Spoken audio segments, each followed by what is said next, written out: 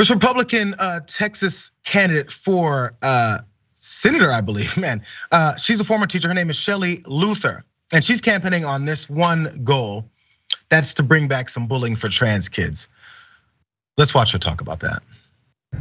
I don't know any other counties that are more Bible Belt conservative than this district. And it's the Overton window. They have AOC in Congress on the left. And what we have done is become comfortable with what is okay in our society. I am not comfortable with the transgenders, the kids that they brought in my classroom, when they said that this kid is transgendering into a different sex, that I couldn't have kids laugh at them, like I couldn't have,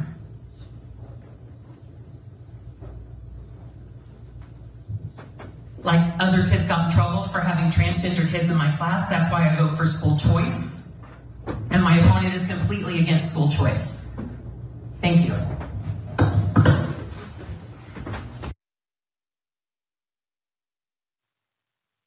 Yeah, and no, thank you for revealing us exactly who you are and how you think of things. Now, if you guys, there's a lot in there, but first of all, this was a response to a question that was asking, how would you enact conservative values? So in her opinion, conservative values are allowing kids in her class to bully the kids who are transgendered or transgendering into a different sex. Maybe you should figure out what it is that people do and who they are and their process before you talk about these things. I know whenever we talk about gun culture and how people get shot up, and people, gun nuts, like to say, if you don't know how to disassemble and reassemble an AR-15, then you have nothing to talk about. If you use it by the wrong name, then you have nothing to talk about when it comes to people being murdered in a mass event. I would argue that I get to say those bullets killed people. Anyways, so she has no idea what she's talking about, but she feels that she can talk about it. Now, that part about kids are getting in trouble for bullying these transgender kids. What was that pause about? Kids laugh at them like I couldn't have,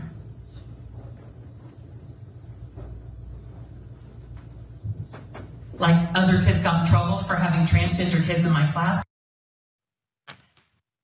It's like, oh man, I wasn't supposed to say that part. They got in trouble. The kids got in trouble because I had transgender kids in my class. For what? What did other kids get in trouble for? The bullying that you wanted them to do?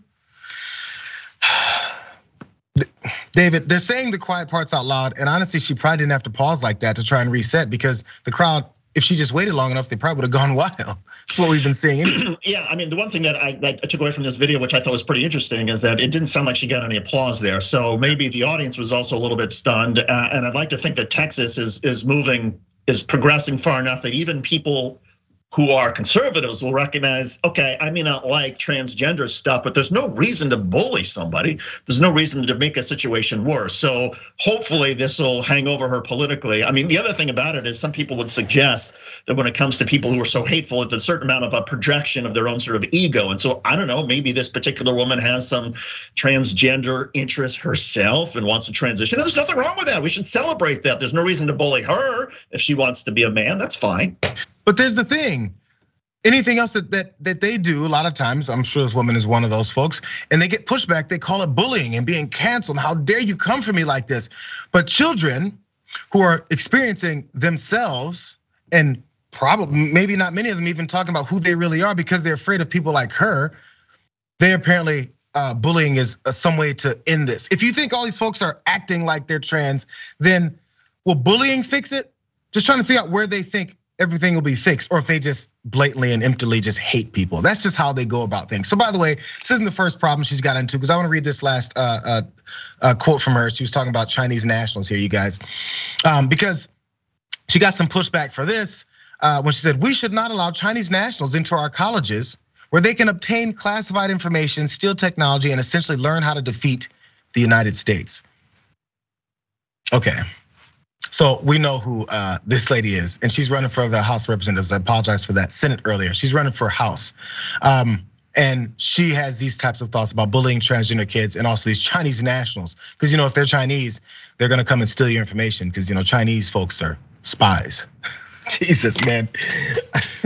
I mean, look, the racism, the bigotry on full display with this particular woman. And again, maybe there's some sort of envy about people who are Chinese nationals, a lot of graduate students, people who are pursuing their PhD, clearly very smart, fairly ambitious in terms of education. Maybe she's envious of that. But again, the message is, to me, is there is a legitimate argument, I would suggest, in this country about should we be allowing children to determine their gender. And I get the arguments on both sides, yes and no, and that's fine. But the way you deal with that, if you're somebody who falls on the spectrum of, well, I don't think we should be allowing children to determine their gender, you have a rational discussion about that. You have a rational discussion with the teachers. You never encourage bullying or making fun of or laughing at anybody, even somebody that you disagree with, because then you become just a horrible person. And then your argument about whether or not children should be able to choose, then your argument goes out the window because nobody trusts you because you're a jerk and you're a racist. Well, I mean, they shouldn't get canceled, David.